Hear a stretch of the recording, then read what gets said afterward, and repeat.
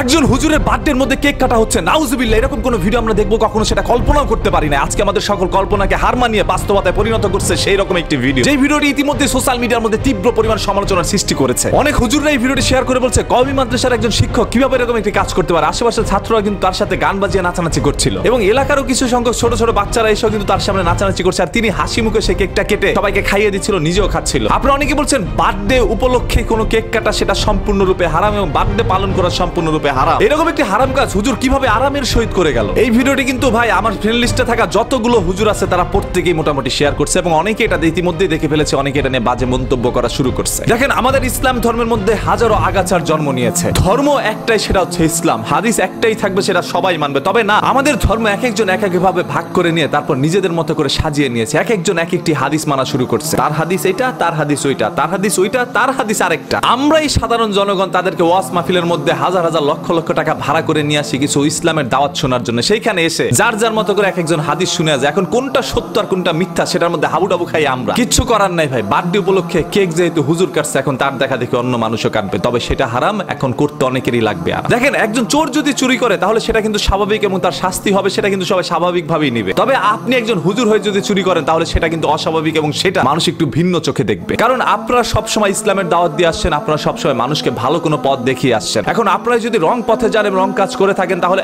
আমরা কি শিখবো আপনাদের কাছ থেকে? এগুলো এখনো সময় আছে, বন্ধ করেন। আদারওয়াইজ এই ধর্মটা বিকৃতভাবে প্রচার হতে থাকবে অনলাইনের মধ্যে। যেহেতু প্রত্যেকের হাতের মধ্যে এখন মোবাইল ফোন আর সবাই কিন্তু ইন্টারনেটের ধারায় সকল তথ্য গ্রহণ করে থাকে। আজকে সেই ইন্টারনেটের ধারা আপনারা কোনো ভুল তথ্য শেয়ার করবেন না। আপনারা এই সমাজের সব থেকে বড় সম্মানের পাত্র, আপনাদেরকে আমরা সম্মান করি। আমার এই ধর্মকে আমি ভালোবাসি, সেই ধর্মকে এইভাবে বিকৃত করতে আমি একজন কন্টেন্ট ক্রিয়েটর হয়ে, আমি একজন সাধারণ মানুষ হয়ে, আমি একজন ধর্মপ্রেমী মানুষ হয়ে কখনো এটা মেনে নিব না। ধর্মের পক্ষে কথা বলতে গিয়ে আমার অনেক সাজা ভোগ করতে হয়েছে, নানা জায়গা থেকে নানা ধরনের অপবাদ আমার গ্রহণ করতে হয়েছে। আজকে ধর্মের বিপক্ষে আপনারা কোনো কাজ করে ফেলবেন খুশির বশত, আবেগের বশত, সেটা আপনাকে মেনে নিব। এবং সে কওমি মাদ্রাসার শিক্ষক হোক আর যেই মাদ্রাসার শিক্ষক হোক না কেন, বার্থডে তিনি কেক কেটে কিভাবে পালন করলো? আর তিনি যদি তার বার্থডে কেক কেটে পালন করতে পারে তাহলে অন্যান্য মানুষ কেন পারবে না? যদি পারে, সবার জন্য আইন সমান হইতে পারে। এখন আসি মূলত কথায়। যে কেকটি আপনারা এখানে দেখতে পাচ্ছেন সেটা সবাই ধারণা করে নিয়েছে এটা হুজুরের একটি বার্থডে কেক এবং ক্যাপশনের মধ্যে এটাই লেখা হয়েছিল। কেক যে তিনি কেটেছেন এরকম কোনো ভিডিও আমাদের সামনে আসে নাই। হয়তোবা হুজুরকে বলা হয়েছে, হুজুর আপনি একটু আমাদের সাথে আসেন, আপনার জন্য একটা আয়োজন করা হয়েছে। হুজুর না জেনে ওইখানে উপস্থিত হয়েছে আর সাথে সাথে ক্যামেরায় সে ভিডিওটি করা হয়েছে। এমনও হতে পারে হুজুর সে কেকটি দেখার সাথে সাথে ওইখান থেকে